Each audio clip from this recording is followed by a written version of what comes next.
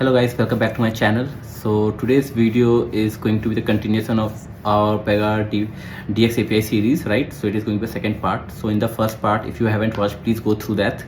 So basically this in this video we're gonna learn about how to create cases using DX API and also how to attach some attachments in the cases using the same DX API, right? So we're gonna learn about that and we'll see how to do that practically.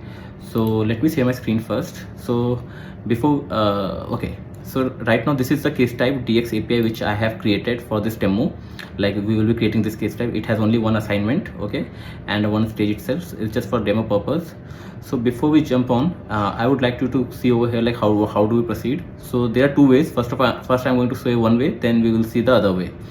So right now if you go to settings, right, of this case type, just on a second.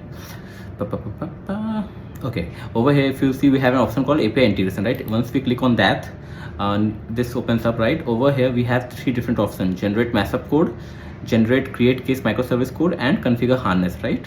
So over here if you click on this link, right, it opens up a model dialog where it has the this request URL, which is a post method, right, which we can share with the our external vendors so that they can get our data to and help us to create the cases.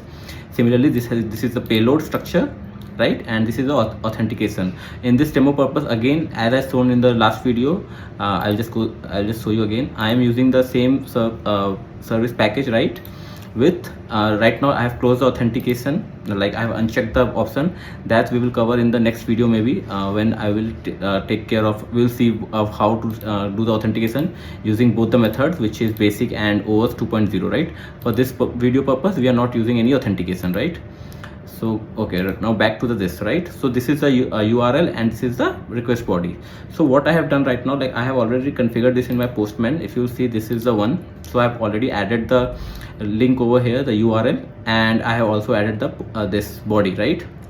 The only difference is, if you see over here I have given my case type ID as my class name, of which I want to create the case of. Process ID I have given py start case, which is a flow, right, that we can use to that is used to start the case, right? Okay, perfect. Now this I will tell you about a little later about content. This we will cover just a bit later. So for now this is fine, right? So and in the header we have nothing. Over here we have nothing, just the body and the URL. Now if I click on this send, right, if you will see I am getting a response which is of that it has created a case called C1021 and the next page ID is confirmed. This is the response we have got, right? Now if I will go back to the case types class, right, you see a new instance has been created, 1021, right? This is the one which we created. Again if I'll see right now the highest is 1021, right? Again if I'll click on send, we see we have got a new case which is 1022. I will just refresh it. You will see a new case has been created, 1022, right?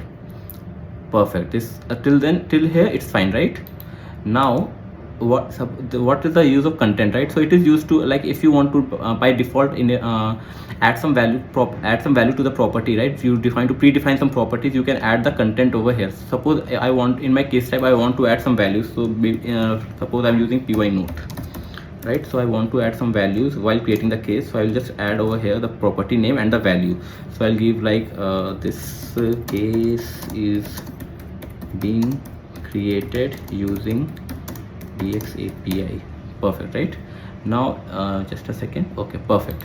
Now if I click on send again, it should create a new case. See, a new case has been created, which is C1023, right?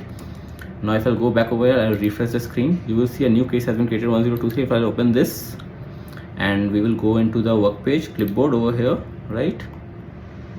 Okay, and over here if I write a py note, just a second, py note, if you see the value has already been updated over here, right? Like this case is, this is what we have written, right? So this is how we create a case in Pega, right? Similarly you can if you don't want to use Postman, similarly you can do the same way which I showed in the earlier video. You can click on this question mark under resources, you can click on Pega API. This will open a new window. Over here you need by default Constellation DX API, which is version 2 of DX API selected. You need to change it to traditional ones. Just leave it, let us wait for a second.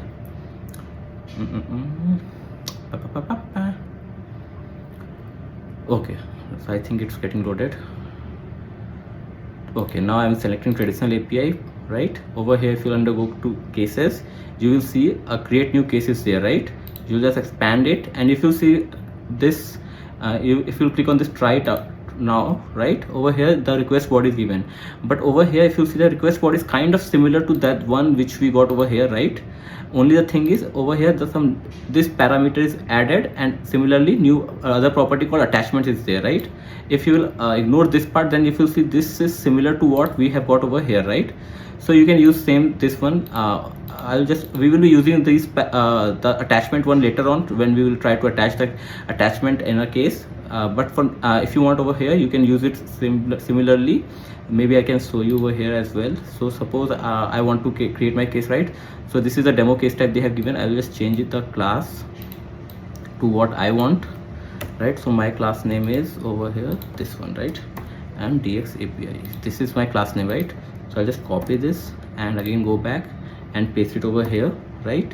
Similarly start, I will give py start case, okay? And this I don't need, so I'll just blank it out, right? I will send it as null, so I'll just gonna clear this part. Similarly attachments, I don't want to attach anything right now, so I'm going to clear this as well, right? Perfect. So it seems good to me. So now I will click on this again, execute. Let us execute it, and if you see I'm getting a 201 request, right? And a new case C1024 has been created. Now I'll go back to dev and I'll just refresh my screen, and if you see a new case has been created which is 1024, right? So till now we are good, right?